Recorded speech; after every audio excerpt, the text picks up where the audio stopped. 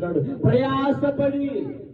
ప్రయాసపడి భారం వహించిన వాళ్ళగా, రోగ భారము చేత, పాప భారము చేత, బలహీనతలైన భారము చేత, సమాధానం లేని భారము చేత, అనైక్యత అనే భారము చేత, అసమాధానం అనే భారము చేత, కుటుంబంలో చుట్టుపక్కల పరిస్థితుల్లో, చేస్తున్న వ్యాపారాల్లో, చేస్తున్న ఉద్యోగంలో, చేస్తున్న పనిపాటులో సమృద్ధి లేక, సఫలత లేక బాధపడుతూ, ప్రయాసముతో కష్టపడుతూ, రోజిస్తూ, దుఃఖిస్తూ అయ్యో అని వేదన చెందుతున్న ప్రియ సహోదరుడా, సహోదరి, తల్లి, తండ్రి, ఎవరురాలా నువ్వెవరైనా సరే, ఈ రాత్రి నా ప్రభు నిన్ను పిలుస్తున్నాడు. నా ఎద్దుకు రా.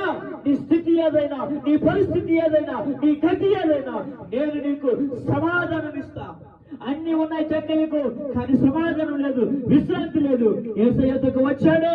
యేసయ్య అతని బాధను చూసి, అతని పరిస్థితిని చూసి, అతని బాధ పెడుతున్న ఆ పాపమును, ఆ శాపమును, ఆ రోగాన్ని తొలగించి ఆయన కుటుంబానికి రక్షణ ఇచ్చాడు, స్వస్థత ఇచ్చాడు, విడుదలిచ్చాడు. పోగొట్టుకున్న, పాడైపోయిన, పగిలిపోయిన కుటుంబాన్ని మరలా నా ప్రభు కట్టినట్లుగా మనం చూస్తా ఉన్నాం. హల్లెలూయా, హల్లెలూయా. జక్కయ్య కుటుంబాన్ని కట్టిన దేవుడు, జక్కయ్య జీవితాన్ని కట్టిన దేవుడు, జక్కయ్య కుటుంబానికి రక్షణ ఇచ్చిన దేవుడు, జక్కయ్య కుటుంబ పాపాన్ని క్షమించిన దేవుడు.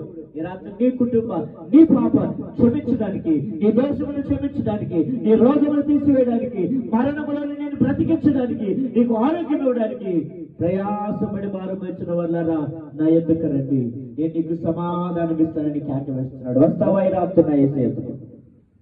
సమాధానం ఇచ్చే యేసయ్య ఎద్దుకు, చనిపోయిన నన్ను బ్రతికించి నీ ఎదుట సజీవ సాక్షి నిలబెట్టిన నా యేసయ్య వద్దకు రాగలవా? ఏ వైద్యుడు చేర్చలేనటువంటి 12 సంవత్సరాల నుంచి బాధపడుతున్న ఆ రోగం నుండి స్వస్థత ఇచ్చిన నా యేసయ్య వద్దకు. అంత మాత్రమే కాదు, పాపం పోవాలంటే రక్తము చిందించాలి.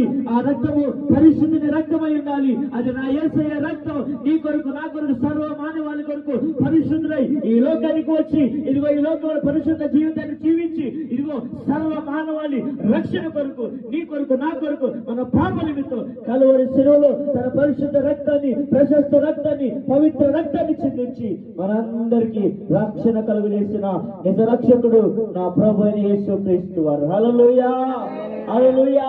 ఎవరో చెబితే చెప్పేది కాదు, అనుభవించి చెప్పగలుగుతున్న సజీవ సాక్ష్యం.